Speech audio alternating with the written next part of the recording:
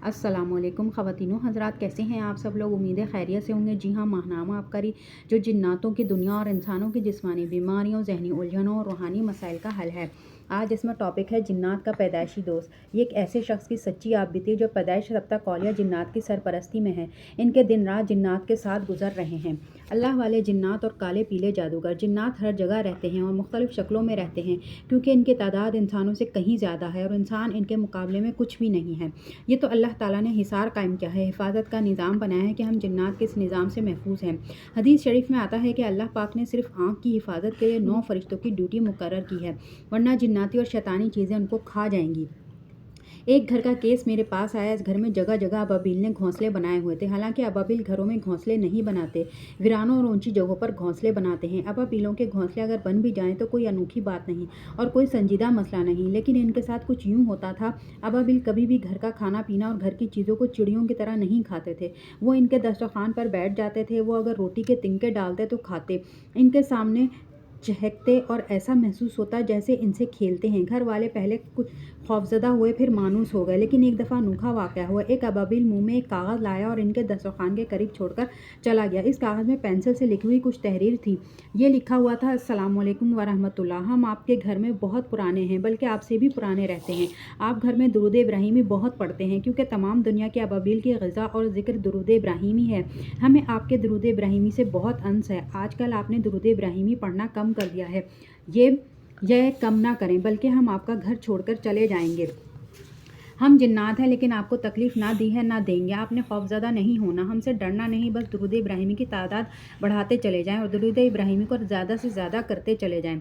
वो ख़ानदान मेरा जानने वाला था। वो ये ख़त लेकर मेरे पास पहुंचा। मैंने ख़त पढ़ा तो मुझे खुशी हुई, लेकिन वो खौफज़दा थे कि हमारे घर में जिन्नात आ गए हैं। और बाद में पता चला कि कोई इधर उधर के बाबों को भी घर में लाए। इन्होंने हुआ किया, कुछ तावीज़ जलाए। मुझे अफसोस हुआ कि ये तुम लोगों ने क्या किया। ये तो तुमने गुस्सा दिलाने वाली बात की है।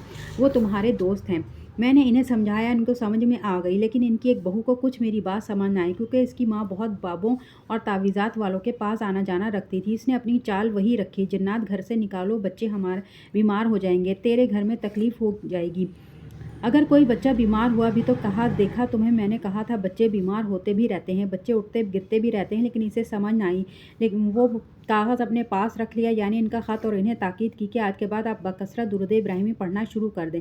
लेकिन इस बहू ने जो शरारत की, इनका इन्हें बहुत नुकसान हुआ। इसकी बहू की माँ ने इधर उधर तावीज़ जलाने, बत्तियाँ जलाने, कुछ पुतले जलाने का सिलसिला शुरू कर दिया। माँ बहू को ला कर देती और बहू चुपके चुपके ये चीज़ें चलाती।